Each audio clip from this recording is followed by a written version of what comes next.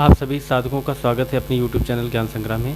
तो और एक बार फिर से ईश्वर के चरणों में सादर प्रणाम करते हुए आप सभी दर्शकों के लिए आज मैं एक ऐसा उपाय लेकर आया हूं जो कि आप सभी के बहुत सारे रिक्वेस्ट होते हैं कि महाराज जी हमारे पास लक्ष्मी का आगमन तो बहुत होता है, हमारी सुख संतानें भी हैं, सभी प्रकार की चीज़ें होते हुए भी हमारे घर में किसी प्रकार की बरकत नहीं होती है। ठीक है, भोजन में स्वाद नहीं आता है, किसी भी प्रकार से जो धन का आगमन होता है उसमें कोई स्थिरता नहीं होती है।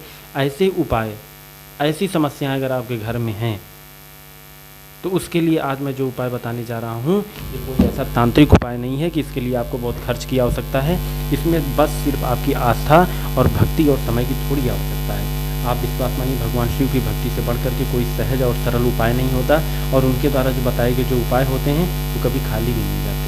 ठीक है, तो इन्हीं विचारों के साथ मैं ये आशा करता हूँ आप हमारे विचारों से सहमत होंगे और ये तो हमारा वादा है, 100% कहिए कि 100% कहिए, मैं तो हर जिसका शास्त्र गवाह है उस चीज़ के लिए वादा करने का कोई अन्य विधि बताने की कोई ज़रूरत ही नहीं है। इसलिए मैं बताऊंगा कि आज ऐसे पाठ के बारे में बताने वाला हूं, अगर इस पाठ का आप अपने विधि पूर्वक अपनी नियमित पूजा में करते हैं तो आपको कोई अन्य उपाय, अन्य जगह भटकने की कोई आवश्यकता नहीं है।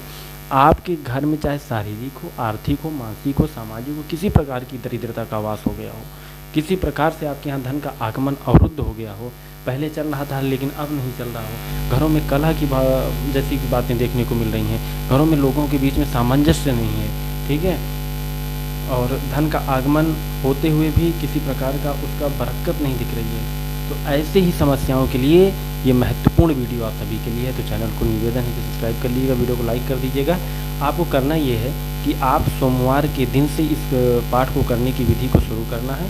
आपको प्रातःकाल या फिर सायंकाल में आपको नहा करके पवित्र अवस्था में भगवान शिव की जितनी छोटी से छोटी शिवलिंग हो उसको अपने पास रख लेना है और उसको स्नान कराना है। अगर आप किसी शिव मंदिर में चले जाएं तो अति उत्तम है, नहीं तो आप अपने घर में ही किसी शिवलिंग पर स्नान कराकर उसे पूजा पाठ के माध्यम से पुष्प आदि समर्पित करके भोग लगा करके संकल्प लें। जैसी भी प्रकार की आपकी समस्या हो भगवान के आगे उन अपने संकल्प को बोलें और संकल्प बोलने के बाद दारिद्र्य दहन शिव स्तोत्र का पाठ आपको 1 बार, 3 बार, 5 बार या 7 बार जितना आप कर पाएँ, जैसा आपके पास समय हो, लेकिन उस पाठ को नियमित रूप से आपको करना है। कब तक करना है? मुश्किल से 7 सोमवार नहीं बीतने पाएगा, आप इसके अंदर ही इसके फल को आप प्रत्यक्ष दर्शक बन जाएंगे, आप प्रत्यक्ष देख सकते हैं। इसमें कोई ऐसी बात नहीं है कि आप हमारे कहने से आप इस चीज़ को आपने सुना भी होगा और जाना भी होगा। महत्वपूर्ण होता है इसके उपाय को करने की विधि। तो उपाय यही है कि आपको एक तिल का तेल या घी के दीपक को जलाना है, संकल्प बोलना है, भगवान शिव को बेलपत्र समर्पित करते हुए अपनी मन की बात बोलते हुए इस दारिद्र्य दहन शिव स्तोत्र का 1 पाठ, 3, 5 पाठ या 7 पाठ आपको प्रतिदिन करना है और इस तरीके से आप करना शुरू कर दीजिएगा। मुश्किल से चंद दिनों में आपकी जो दरिद्रता है आपको खुद अनुभव होगा कि पहले क्या स्थिति थी और अब क्या स्थिति है। ऐसे ऐसे हमारे वेदों, पुराणों, उपनिषदों में ऐसे ऐसे स्तोत्र और संग्रह पड़े हुए हैं जिसका हम सभी को अभी ज्ञान नहीं है, लेकिन हमारे महापुरुष, हमारे शास्त्र जब उनको पढ़ा जाता है, उनका अध्ययन किया जाता है तो ये पता चलता है कि अगर इन स्तोत्रों का धैर्य के साथ, अगर पवित्रता के साथ और विश्वास के साथ अगर इसका पाठ किया जाए तो अभूतपूर्व सफलताएं मिलती हैं, जिसके चक्कर में हम लोग दूर दूर भटकते हैं, ज्योतिषियों के चक्कर में, तांत्रिकों के चक्कर में।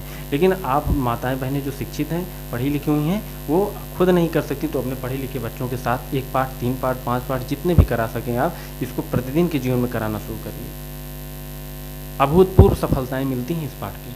और इतनी मैं क्या बताऊं इसके चमत्कारी उपाय को कि अगर आप जब स्वयं करिएगा और स्वयं अपने अनुभव को हमारे इस वीडियो के कमेंट बॉक्स में शेयर करिएगा। और मैं कुछ इसके अतिशयोक्ति के रूप में नहीं कहना चाहता क्योंकि ये स्वयं एक ऐसा पाठ, चमत्कारी पाठ है।